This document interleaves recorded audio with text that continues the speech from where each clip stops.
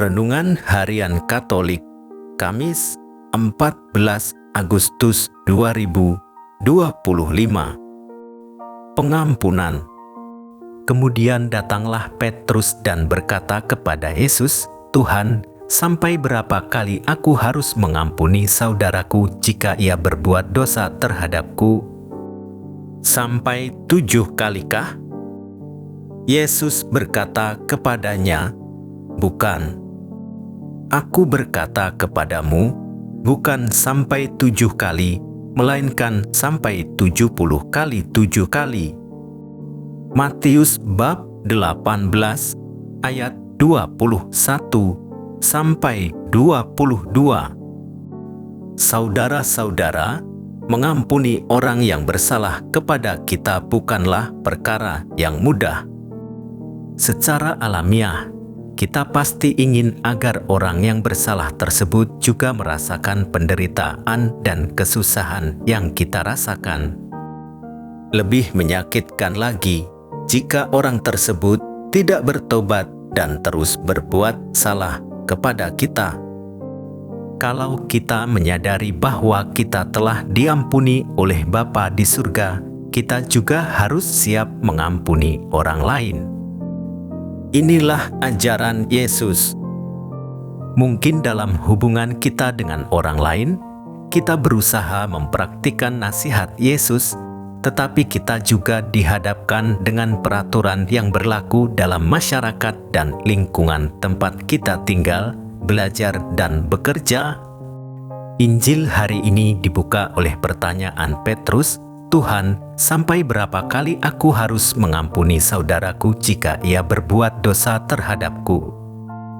Sampai 7 kali. Kesannya Petrus mau mengampuni, tetapi hanya sampai 7 kali, jumlah yang dapat dihitung dengan jari.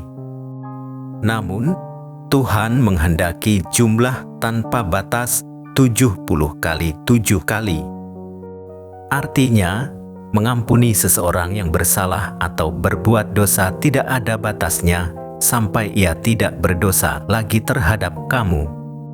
Untuk mengampuni seseorang itu harus tulus dan ikhlas, tanpa embel-embel. Tuntutan Yesus untuk memberikan pengampunan tanpa batas sebetulnya mengalir dari suatu realita bahwa memang pengampunan itu pertama-tama merupakan suatu anugerah yang kita terima dengan cuma-cuma. Lewat perumpamaan, Yesus mengingatkan kita bahwa utang dosa yang kita miliki tidak sebanding dengan utang dosa sesama kepada kita. Oleh karena itu, selayaknya kita juga rela mengampuni sesama kita. Kalau kita pernah merasakan begitu dalam cinta dan belas kasih Allah yang menebus utang dosa kita dengan darah putranya, maka kita pun hendaknya meneruskan kasih dan daya pengampunan itu kepada orang yang bersalah pada kita.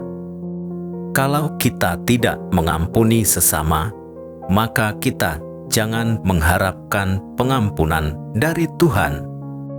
Yesus menghendaki kita semua menjadi pribadi yang murah hati dan tulus dalam memberikan pengampunan. Sebab tidak ada seorang pun di antara kita yang sempurna. Setiap orang pasti pernah melakukan kesalahan yang mengakibatkan relasi dengan orang lain menjadi renggang, bahkan putus, dan dapat berubah menjadi permusuhan. Pengampunan itu mudah kita ucapkan, tetapi sulit kita laksanakan. Bila hati kita dilukai, kita cenderung menyimpan dendam terhadap dia yang menyakiti hati kita. Kita merasa sudah pernah mengampuni, mengapa hal itu terjadi lagi? Begitu gerutu hati kita. Yesus memberi peringatan kepada kita untuk memberikan pengampunan terus-menerus.